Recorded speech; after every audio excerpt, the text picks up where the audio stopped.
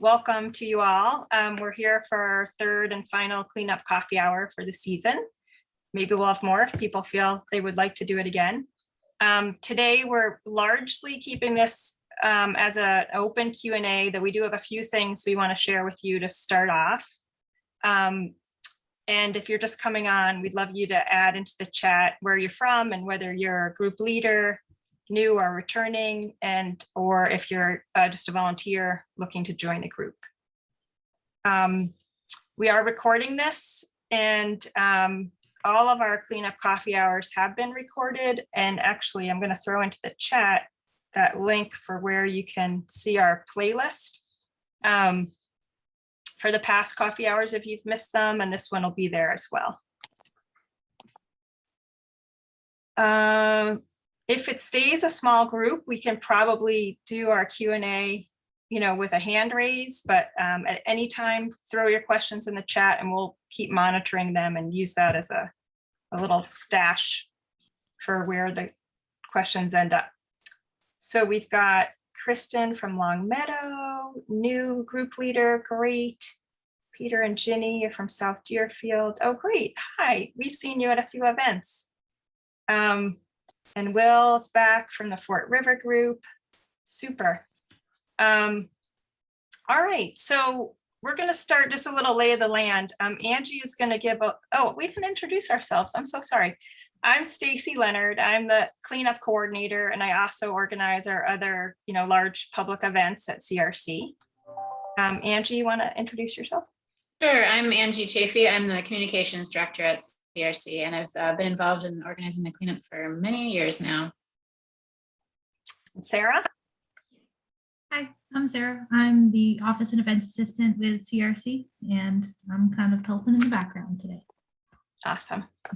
All right, so Angie is going to give a little overview for anyone who's confused or wants a little extra steps on the registration process, and then I'm going to talk a little bit, like just a few minutes, about some stuff you'll be receiving in the mail if you haven't already as a group leader, our welcome packets, and just kind of get on the same page about what it means to be a group leader and what to do this year and what might be different. So, and then total Q&A after that. So Angie, you want to kick it off? Sure. We thought we'd start off with just some of our frequently asked questions, and then we'll open it up and let you guys tell us what you have questions about. But one question we hear quite often is, do I have to go out on the actual dates of the cleanup? So we typically host the cleanup on the last weekend in September, but no, you do not have to go out on those dates. You're welcome to clean up before that or even after that into October. As long as you register with us and let us know where you're going and when, and you're still welcome to count your trash tallies towards our total. That was a lot of T's. You're still welcome to participate and be part of the event, even if you can't go out on that exact weekend. And then I just want to give a quick overview of the registration process. We covered this in more depth in our first coffee hour, so you can always take a look at that. In the link in the chat there will take you to those videos. But we have kind of a three-step process. The first step is for everyone, whether you're a group leader or a volunteer. We ask that you register, and that short registration form is going to also include your waiver, and that way there's less paperwork to do in the field. So everyone fills out that short form, and on that form you can tell us, are you a volunteer or are you a group leader? And then you'll get some specific emails depending on whether you said you're a volunteer or a group leader. So make sure you check your junk folder. That email will come, within a couple of days after you submit that form. But right away, when you submit that form on the screen, you'll see instructions about what you can do next. So if you're a volunteer, you'll see a link where you can go to a map of all of our registered groups, and you can find a group near you that you can join. And you'll click on that map. It'll open up a page with some details about the group, and click on the pin on the map and it opens up the page. And there's a button on that page that says join this group. And that way it will alert the group leader and us about what group you're planning to join. So that's if you're a volunteer. If you're a group leader, you'll submit your form, the step 1 form, and then you will get a a message about a link to another form where you can tell us where and when you're cleaning. So basically telling us all about your cleanup event. And so that's what will put your pin on the map for other people to find you if you are an open group. If you're a closed group, that's fine. If you're only accepting people that you know from your family or your organization, that's fine. You will not show up on the map if you're a closed group. So those are kind of the two different tracks. Everyone fills out step 1, and then depending if you're a volunteer or a group leader, you have different step 2s. And then step 3, if you're a group leader and you need supplies, you can fill out a third form that's all about supplies. And that's also how you can sign up to get our fancy new 25th anniversary cleanup t-shirt. So that is our registration process in a nutshell.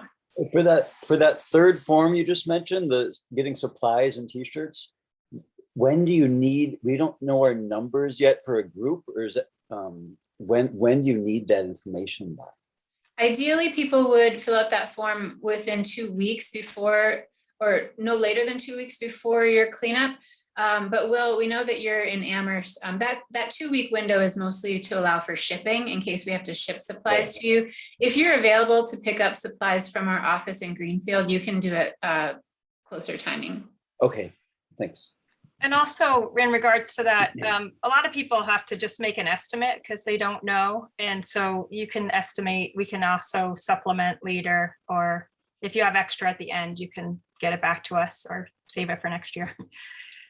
Would it be helpful to anyone to kind of look, does anyone have questions about accessing the registered groups map and finding your group, or how to share with your volunteers your group, or do any of the searches? Would it be helpful to look at this map a little bit together? I just have a quick question, Stacy. It's a technical question. If we want to look at the videos that you mentioned that are in the chat, how do we save them? Because once this chat is over, this Zoom, how do I access those videos? Okay, great question. I will be sending an email after this, or probably by tomorrow morning at the latest, with links that will help you get there. Okay. Alternatively, you could click on it right now and it'll just open in your browser, and you can save it that way, but you'll get another chance. Okay, great, thanks. So if people don't have questions about the map, we can move on, but does anybody, well, I can just do an example. You know, up here this year, we have opportunity that people can search for you by either your group name, city, state, or by the date you're going out. And just by default, the list below shows up in chronological order. So the earliest groups will be at the top. If you have you can also just zoom in on the map and, you know, kind of find a territory and say, I want to go somewhere around Hartford. I can click on a pin and find out what group that is. I can then click on their blue name. The group name in blue is an active link, and that will get me to the detail page of their cleanup. And that will tell me their name, their date, the time, where they're meeting up specifically, and the address. And what Angie mentioned before about a way to join the group, I can click on that button and I could submit myself as someone who wants to volunteer to this group, and the message will go right to the group leader. So that's how your volunteers can find you if you're a group leader, or if you're a volunteer looking to join a group. And keep in mind that map is available as a link after you register. All right, I see a question. Hi, this is Donna. Hi there. So I have a lot of questions about my particular circumstance, which is I'm going to bring a group of students to a group. Stacy coached me to sign up as a leader, not because I want to lead a group at the cleanup, but because I want to bring a group to the cleanup.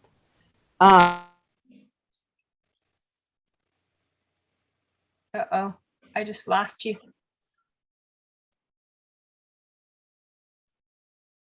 It looks And like I think you froze. Donna, I hope that you can hear us, but maybe we'll wait till you come back in. I just want to say globally, if you have an individual problem that might be very specific, I'm happy to talk to you or stay on the line a little bit at the end. But Okay. if it's a question you think might pertain to the group as a whole, feel free to share it out, or get advice from anybody else. Everybody here is a resource to each other because there's a lot of experience of people on the line who have been leading cleanups before too. So I'm sorry, you froze before I really heard your question. Yeah, this is why I should never have come home from work. I should have just been at work. Anyway, why don't you guys continue, and I'll ask very specific questions after you go through the kind of basic information. Okay, wonderful. I had a question about this page, actually. Okay. And maybe it doesn't matter, but when I registered myself, I joined the Fort River group. And then after I did that, I came into this page and I searched for the Fort River group again and like maybe rejoined it a second time. Is that necessary to do it both ways, or does that make sense? Or should I just do too much clicking? It's okay if you hit it twice, don't worry about Okay. it. But you're saying that you went here, you went to the Fort River group and you hit join the team twice? On the first form, Stacy, there's that drop down option of where you can Oh. tell us if you're part of the group. So I assume, Will, that you did that, and then I you did also that came first here. form, I joined the group, and then I came on this page and I joined the group again. But you don't need to do both, right? Well, it's good to do both actually, It is and that is a little bit confusing because on the step 1 form, there's only a few groups that are listed as possibilities to join, and those are the larger affiliate groups of CRC. We can't put all the groups on there. We have over 100 groups. So that just gives us a little inclination ahead of time Okay. that there's groups going to those sites, and some of them also get on different lists to receive information from their respective group.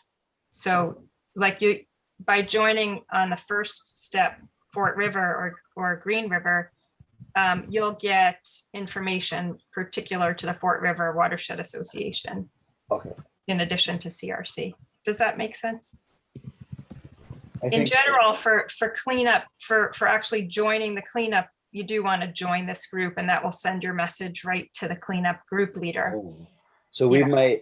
might have people signing up thinking that they joined the Fort River group and then maybe not coming to this page because they thought they already did it. That's possible. Possible. It We'll see. might- Yeah, and what I can do for those groups and for all the groups in that situation, we could spit out a list of all the people who did step 1 and not step 2. I'm trying Okay. Let's maybe wait a week Yeah, or so as and we get then closer. see and then do that. Yeah. Okay. Yeah. Great. Any other questions on the registered groups map or how people can join your group? And Yes, Stacy, this is Tom. I had a question. So I went through the first 2 steps being a group leader, but we hadn't decided on site selection yet. I want to talk with my, it's my family is our group. So I was a little confused. I mean, if I go back in to try to access to put in a site, am I going to be registering all over again? Or is there, like, will it recognize my group? What's the best way to finish that process and select my site? yeah, so did you submit the form yet? Yes, but Okay. without registering a site. Okay, then just email me when you have your site selected and I can change it on the back end. Great. Yeah. Thank you. Sure. Sorry that, we toyed with the idea of having a way for group leaders to be able to edit their own sites, but we weren't able to make that happen this year. I'm not sure that's is that something people would want to see in the future, that you could change your own information? I don't know if I want to go there actually, but might be helpful to know.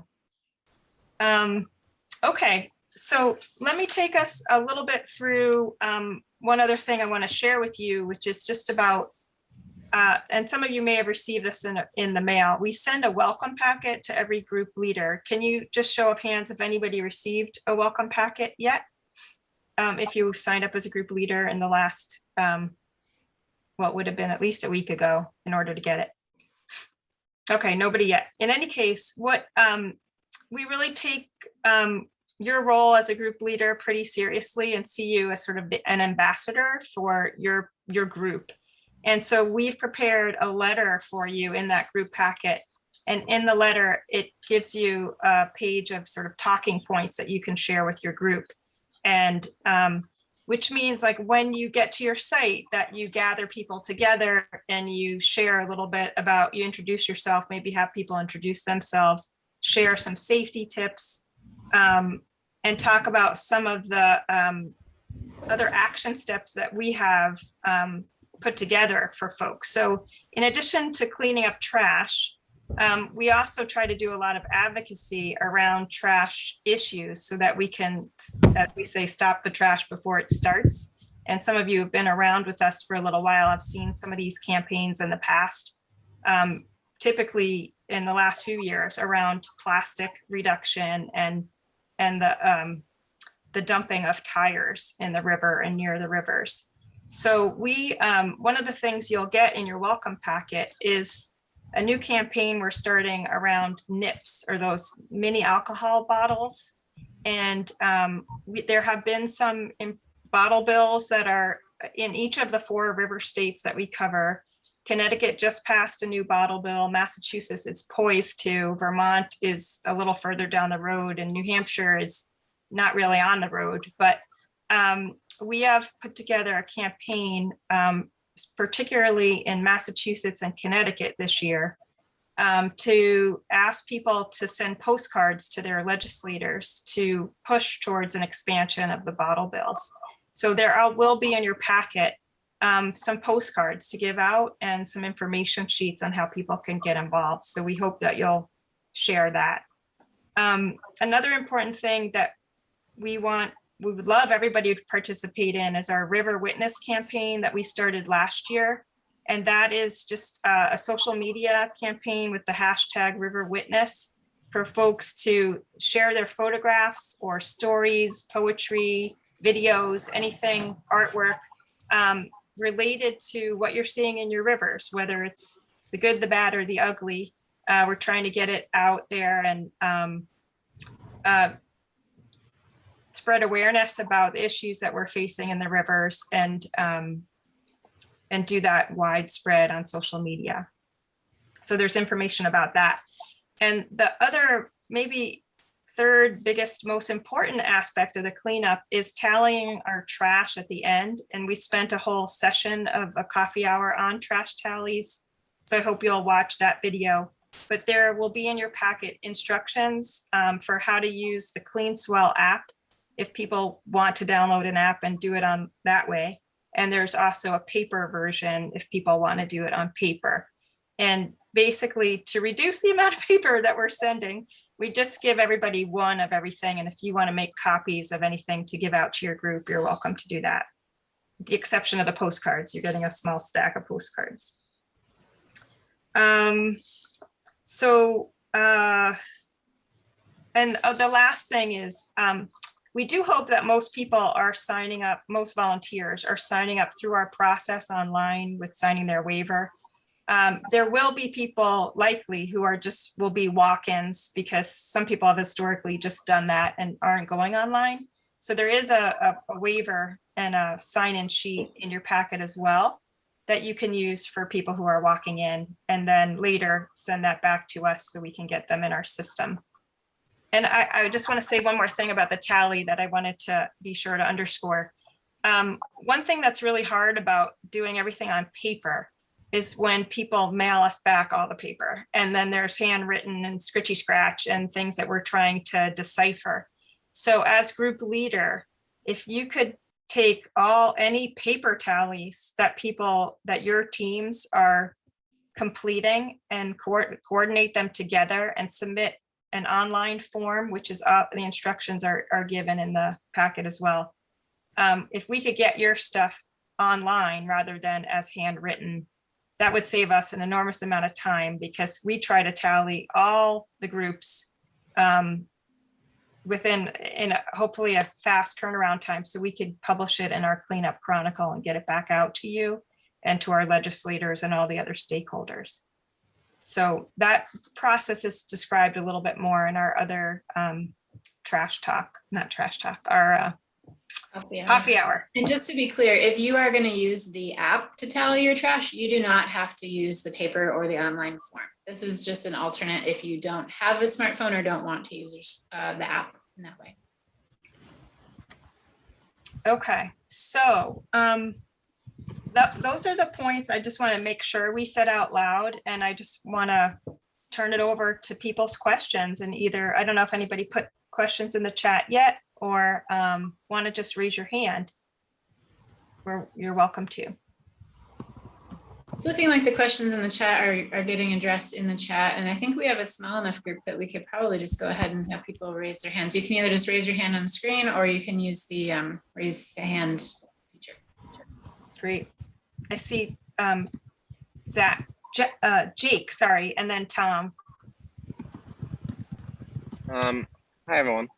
Sorry if there's a little bit of background noise. Yeah, I had a question just about, so I'm a new leader, though like other students at Dartmouth College have done it before.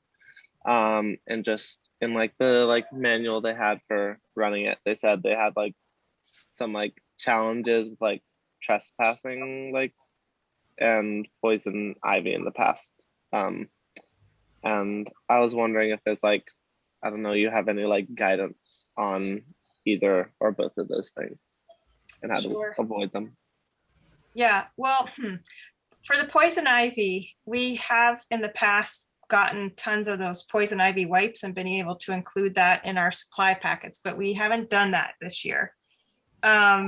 They do exist, that you can get poison ivy wipes if that's something that you have access to, or I can send you a link for, well, place I got it may be just in really big bulk amounts, but I can look into that and try and send you something if that's helpful.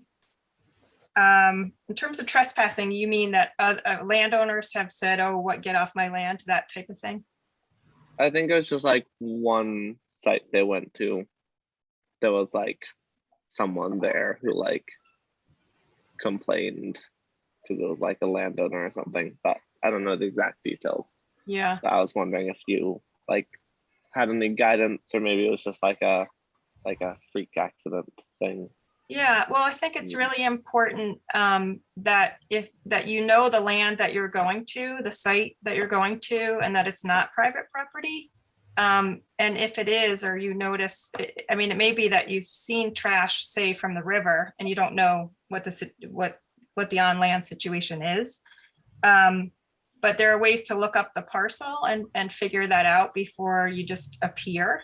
So that's one thing, is knowing whether it's public or private and asking for permission. If it's public land, sometimes you need to get permission also from the local authorities, like the parks, or at least coordinate with them that you're going out, and they can also help you in terms of trash pickup and such. Maybe other group leaders want to chime in about experiences they've had in that dimension, or if there's anything else, Angie, you can think of. Jake, was this a landowner, or was it like somebody camping or living on the site there? I don't know the exact details. I just like, because we run like events that are so like different students running them each year, there's like a manual, and like someone mentioned there were like someone got like mad or like complained. I don't think it was a big thing, but I can check what they wrote there real quick. Well, there is a growing incidence of homeless encampments too, and that's something that everybody should be very aware of and sensitive to. And I don't know if I want to call on Michael if he wants to talk about what they're doing in Greenfield. We've had a couple meetings with some of the local organization that works with the homeless, who have shared some advice on best practices. So I don't know, Michael, do you want to share a little bit about that? Yeah, well, the homeless are a real problem up here in Greenfield and the Green River. We're seeing a lot of, a lot of tents, a lot of sleeping bags, a lot of camping equipment just get rained on one time and then abandoned. And, a lot of cooking utensils and those kinds of things. So there is a lot. So how we approach it is that, we make sure we approach it very carefully. We kind of give a voice check, hello, is anybody here? Just trying to be respectful of, this living space, which is quite serious for these folks. So we let them know that we're having a cleanup and we're going to be coming through this area, and to ask them if they would like to help, but certainly if they would identify some of the stuff that they would like us to collect that day. And so we find that it works really well by trying, if they're there, to try to get them to join in and see it as something worth their while. And that seems to work pretty good, but it is a ongoing problem. And we have Sarah on board. It's going to be taking a good long look at that, and hopefully we'll be writing some kind of an article about it, about how to address that for the cleanup. So there's more information to come. Good. Any questions on what I said? I'll just add one thing the Green River Group is doing is as they scout their sites, we have this letter that we leave at the sites saying like, hey, this Green River cleanup is happening. If you want us to leave you some bags, we can do that and then dispose of them for you. We won't remove your living materials. And so expect us on such and such a date. So just giving them notice, don't surprise anybody is a good way to go. And that sort of also underscores the importance of scouting your sites in advance of your cleanup. So you know what's the current situation, rather than taking, so for example, we have all these sites on our adopt a site map, but some of them have been reported to us, over the years, or we know they're perennial sites that have perennial issues. But in any given year, it may be a ton of trash or not that much, or there may be hazardous materials that you want to know about in advance and such, especially if you're going out with children. You want to make sure if there's needles or anything, potentially hazardous. So that's really important. There's also on our website, there's a great little video about scouting, safety and scouting. It's got 3 or 4 S's, safety, scouting, and I don't know. I'll have to go watch it myself again. Stacy, Yes, Ginny. as a volunteer, I just had a question. Do we need to bring anything? I mean, we will be given gloves and bags and all of that kind of stuff. Yeah, so if you're signed up with an existing group, the group leaders are responsible for either telling you to bring X, Y, and Z, or they will have ordered supplies from us. And we provide gloves, trash bags, recycling bags that are clear, so you can separate. The new T-shirts that Angie stood up and showed you. We have some bandanas from last year. I think that's it. It's great if you have like your own work gloves and you'd like to use those, repurpose what you can use. You can bring recycled bags, use old grocery bags that you're stuffing in a corner because you don't know what else to do with them. We also use a lot of, we get brew bags from a local brewery in Greenfield, and some other groups are doing this too. These are brew bags that they're 50-pound bags that they have to throw away at the end. And they're often plastic lined, so they can't recycle them. So we've been collecting them and giving them to folks to put garbage in, just to give it one more use at least. Thank you. Yeah. Before we get too far, I wanted to just circle back. I know Tom had a question. Yeah. Yeah, so I was going to raise about the access issue. I will add, using a public park makes it a little easier because it's, you're not trespassing.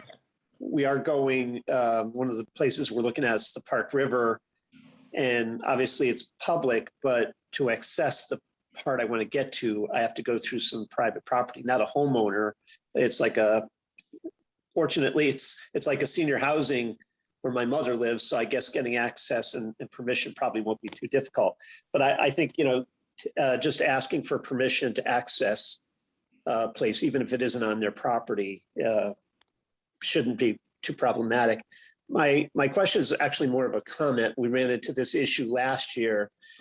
Is we had our small group, we signed up, we went to a park along a stream where there was a lot of, kind of furtive drinking activity and whipped cream cans. And so there was a fair amount of litter there. But another group came by and they weren't with Connecticut River Conservancy, they were with another group. Friends of the park, or they're sourced to the other Save the Sound does cleanups. And I got an email from them today, right in spots that I was thinking about going on the same time. And so I don't know if you coordinate with those guys, but fortunately for us, there was enough garbage for everyone to pick up when the next group came along, and we were an hour before them. So we did the prime picking, let's say. But just an observation that there's other groups out there, and they seem to be working on the same time frame that we are. Yeah, it's a good point. We do coordinate to some extent with Save the Sound as that example in Connecticut. We have overlapping territory and we all want to clean up. So there is some of that we can't exactly avoid, but we try to, they get in touch with us when they have a group that they want to put somewhere, but it's not perfect. So you're bringing up a good point to get back in touch with them with all of our sites, because they kind of cover the whole state of Connecticut, even though we think of them on the Sound, like closer south. And we cover our little portion of the river. So yeah, I'm sorry for that, but yeah, that's okay. There's hopefully overlap. more is better than not enough. Yeah. To your point about asking permission to access the properties to clean up, that's a really great opportunity to share with people what you're doing and the issue of trash along the river, and let them know about the Source to Sea cleanup and the Connecticut River Conservancy, and invite them to participate. Yeah, I think it's better if you're on their property, they're going to have questions about insurance. If somebody gets hurt, they don't want to get sued, and I can respect that. This is more of an access, so we're not cleaning up their property. I just want to, go through it. I think that makes it easier. And I don't know actually the laws, but does anyone own a part of a major stream or river? You can't own the actual stream. You can own the abutting property, I imagine. But once you get into the shore, is there rules about like, I don't know, a right of way or something that you can't own a certain property or within a certain feet of a river or stream? It varies by state, but my understanding is that I think it's up to the high water line, typically is a public right of way. Right, so you're not trespassing anytime you're within that area. Yeah, don't quote me on that. It's worth looking it up, but that is my understanding. And our hope is that folks will be understanding of this work because it is making a positive difference in the community. Yeah. What other questions do you have? Michael? Well, I just wanted to make a statement. One of the things it's really hard putting some of the sites together is, how bad is this site? Is it enough for a family to come out, or 3 or 4 people or friends? So if you find yourself in like a lightly littered spot and you want to continue to do some cleanup, then I just want to give you a hint on where you might look. If you are like on a road that's fairly rural and there are pull-offs on the road, those are the prime places to look for additional litter, especially over the bank. If it's a bank, if it goes down to a gully or a ravine or a brook, make sure you look over the bank if you can. And that way you might be able to stretch your day and get a couple of sites that might not have been listed. So just a heads up and a tip. And the other thing is if you can recycle your cans, you bring a clear bag, and so you can separate right there anything that might be recyclable. And depending upon whether you go to DPW or not, I mean, if you find things like wood or metal, you might have to do a separation there. So I don't know if you are going to have a vehicle or a truck, or if you come across something with a kind of a large amount of material and you want to pull it out, you will have to do those separations for disposal or recycling. That's a great point, Michael. There's a couple different ways that groups typically recycle or sort their goods, their trash that they find. And we do encourage people to recycle as much as possible to try to keep this out of the landfill. But we will provide, if you request supplies from us, we'll provide trash bags and recycling bags. So the recycling bags are clear, so you can more easily see what's in them. So you can carry one of each bag with you while you're cleaning and separate it as you go. Or you can just throw everything in one bag and bring it back. I think the Fort River does is bring it back to a main site and dump it out, and then you can kind of sort things from there. And that's also a great time to be tallying the trash that you find and let us know what you found and report that data to us. Yeah, and there is, also if you have like large, if you have bags and it's too hard to, to empty them out or to know what the tally is, if you can just know approximately how much is in the bag and the size of the bag, we can also do some estimates, based on EPA estimates for volume to weight on some of those bags. So if it's really hard for you to do that, then just keep that type of information and we can do those conversions ourselves. So it's important that we get some kind of weight, because that's how we're measuring how successful we are. So it's not really a volume thing, it's more of a weight measure that we're using to measure our success. Yeah, also on that point, if you use the CleanSwell app, they have calculated the weight of each object, to the best of their ability. A cigarette butt weighs this and such, so that every time you're adding up your items, the weight is automatically calculated. So the CleanSwell app will help with that portion of the tally. I'd like to just mention something about trash disposal, because this seems to be a question for a lot of group leaders, or maybe I should just see if anybody on the line is having trouble getting their trash organized, arranged for what they're going to do with it after your cleanup, because a lot of folks seem stymied about what to do with their trash. Should you share the spot on our website where you can see what sort of options? We do have a spot on our website where we list out some known trash disposal options for you. So if you live near those particular towns, you would be able to take advantage of those options. Great. So I'm looking at our sorry, your faces are, I have to put you to the side. Okay. This is our Join the Cleanup page, which you get to from after you get to the, just navigate with you. If you go to our Source to See page, you'll see the drop-down menu, but this is Join the Cleanup. So for group leaders, there's a bunch of toggles here. If you haven't seen this already, please take a moment to look through here. It'll help you on choosing a site and how to get more volunteers and stuff. But this one about make arrangements for trash, we typically suggest that folks' first step is contact your local DPW. And the ones that are listed here are ones that have been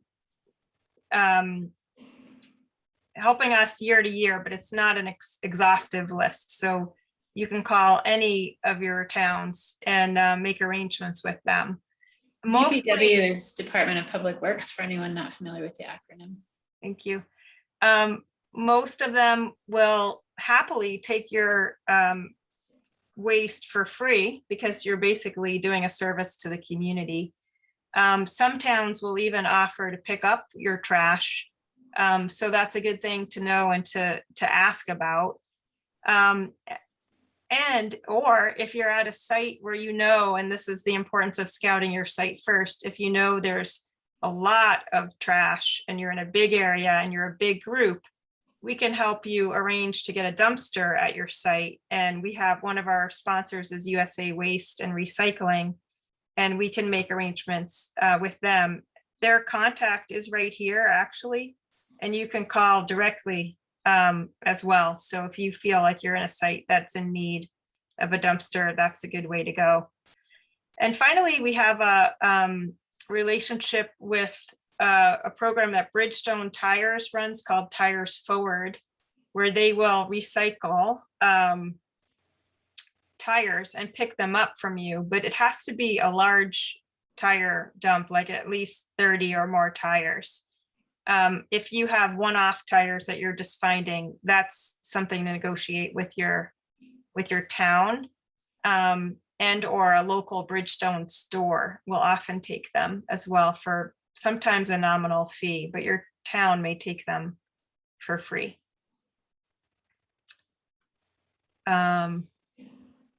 And also, while I'm on this page, just so you can see, it's kind of arranged for what to do before the cleanup, what you can be aware of on cleanup day, and then things to do after your cleanup. And when I mentioned some of the videos we have, this is the one about the safety that we mentioned before.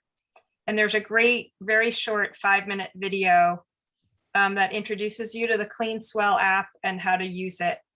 I guess let me just see you all again. How many people feel like they're leaning towards CleanSwell versus the paper form? I'm just curious here, even of this small sample of folks. Just one CleanSwell, two? CleanSwell. Not sure. Okay. Please give a look to the video and just get oriented yourself. And there's just one or two things I want to make sure you understand. The first is to make sure you turn your location services on. It will ask you that when you first sign in, and that will kind of geolocate you. So when you're out doing your cleanup, you don't have to worry about reporting where you are. It will automatically report for you. And that will automatically link you to us as well. Yeah. The other thing is to make sure it should automatically come up. It will give you an area where it says group name, and it should default to CRC, but you can also type in a group name. So what we'd love for you to do is add your particular group name to CRC. So you can leave CRC, or if you forget and type over it, that's okay.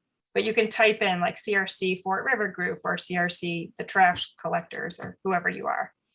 And that way we'll know your particular group within the whole. One other thing to note on this page here, Stacey, if you keep going down, there are some tips at the bottom about how to make your cleanup more climate friendly. So take a look at that. It's particularly related to ways to reduce transportation, carbon from your transportation. So driving yourself and or volunteers to your site, driving your trash to the disposal site, that kind of thing. So take a peek. This is something that CRC is working to reduce our own carbon footprint more, measure and then reduce. And so the Sources Sea Cleanup is our biggest event of the year. It covers portions of 4 states. So being able to track our carbon footprint from this event and reduce the carbon footprint is a big thing. So take a peek here and see if there's anything that you can do to reduce your carbon footprint and be climate friendly this year. And we're gonna try to keep rolling this out and improving over the years. We're also gonna, thanks for bringing that up, Angie. We're gonna be doing a small pilot project with a few groups this year too. So some of you may be some of those groups, and you'll hear about that eventually or soon. Let's go back to questions. Come in the chat. Questions here. Does CRC have any other big events or opportunities at other times of year? We have stuff going on most of the year. I think the winter does get a little quiet for us, but we do try to do events generally throughout the year. Correct me if I'm wrong, Stacey, but last winter and into the spring, we were doing virtual live stream events. So we may look at doing more of those. So you can be joining us virtually, and we will be kicking that off in October and November with some trash talks, where we'll actually be talking about results that we found from the cleanup and ways that you can get involved in our advocacy work around trash.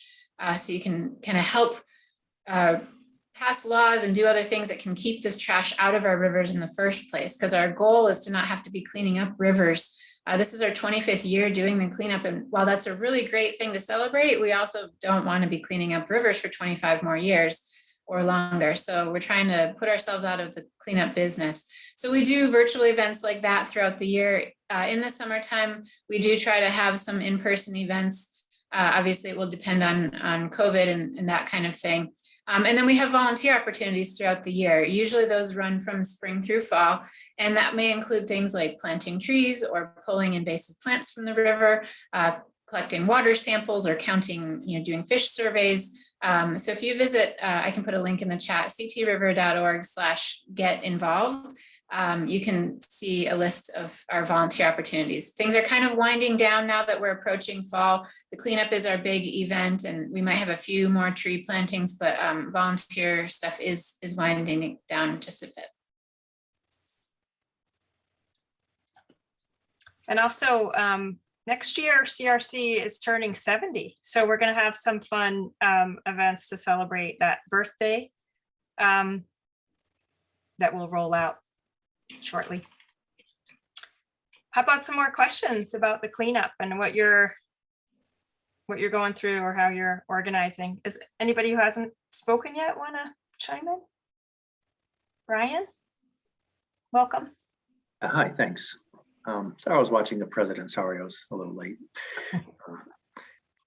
So we're going to be cleaning up around Food City. I just announced it Tuesday this week to the high school. Just And, tell us where you are in space, since there's people from 4 states. oh my goodness. Okay, yeah, this is Western Massachusetts in Franklin County. Okay. Right, and we're going to be cleaning up around a local supermarket. And it's got 3 students so far with myself, but I expect more. Want to get one more all school meeting, which will be next Tuesday, to reinforce that. It's a place we'll be. We've done this before. We did it in 2019, pre-pandemic, and it was pretty dirty. A lot of food. Somebody actually scouted it already from CRC, and what he said sounds exactly right. Hey, I did that. Meet Oh, Michael. hi. Hey, Hi, nice to meet you. Brian. Thank you so much for doing that. Yeah, and we did find a few syringes. I usually bring a plastic, bottle, wide mouth bottle, and I picked those up myself with some kind of tongs or needle nose pliers. I think I gave them to. I brought them to the site in Greenfield afterward. Pretty sure. Right where you had the pizza and the party afterward, there was a place where they collected the medical waste. As far as the trash, Food City, the supermarket themselves, I expect they'll let us use their dumpster again like we did last year. So we'll probably be doing the estimating. We'll be counting the number of bags. I could probably bring a scale out there and weigh it if you need that. You need that? Well, I don't think, Brian, we need the scales, but what we said about a little bit earlier, if you do fill bags, we can make those conversions based on EPA estimates. So we just need to know the size of the bag. What's a 30-gallon bag, and approximately how filled was it? We can make those weight estimates. Sure. And as far as recycle, we'll be separating them. Question on the recycles. If the plastic is, it's clear plastic like a water bottle, but it's just, it's been out there and it's crushed and it's dirty, is that still recyclable? Well, not really. I mean, in Greenfield, we actually clean the bottles and cans, but absent your ability to do that, I think it'll be fine to chuck that, because even if you were to try to bring it to a redemption center, they won't accept it because they themselves have to handle it, and they don't want dirty stuff. So Yeah, they can't use it. Yeah. About like I want to bring up something about your site in particular that might be similar to what other people are experiencing if they're going along the river, and that's the invasive species. I forget the name of the species, but it's everywhere. So it's covering a lot of the paths and some of the places where you might find litter. So don't be shy, to look underneath the canopy of that invasive species, because there will be stuff there. You might not be able to see it just walking along a path. You have to kind of open it up and take a look in there.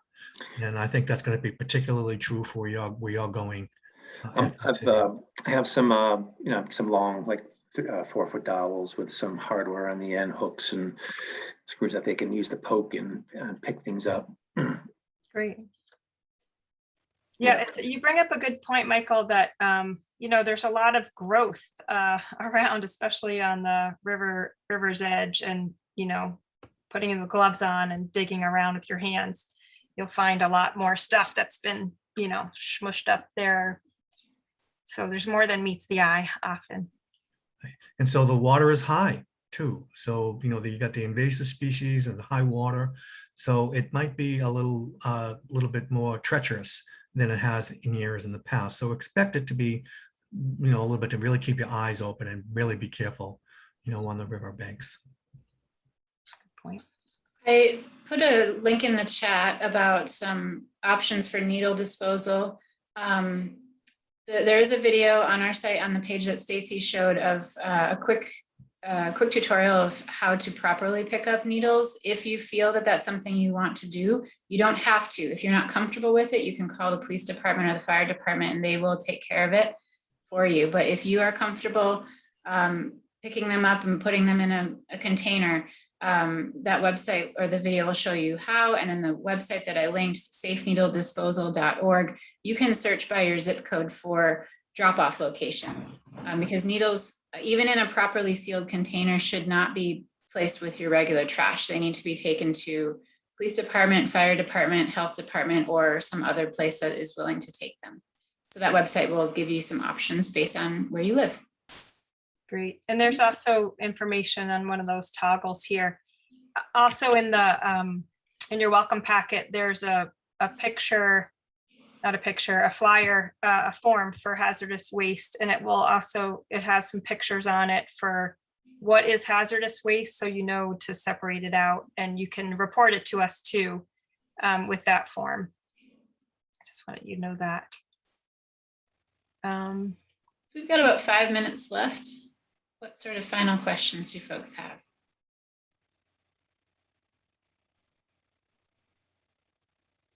This group is good to go.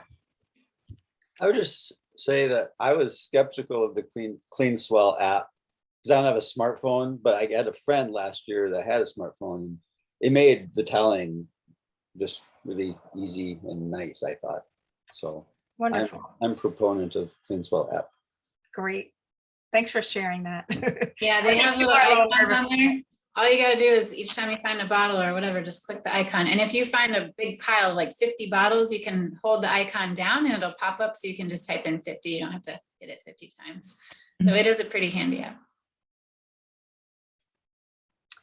Great. Well, this has been really great to talk with you all. I hope you got your questions answered. And if you have others, feel free to contact us after this. I will send an email and throw some of the links that we have in the chat into that.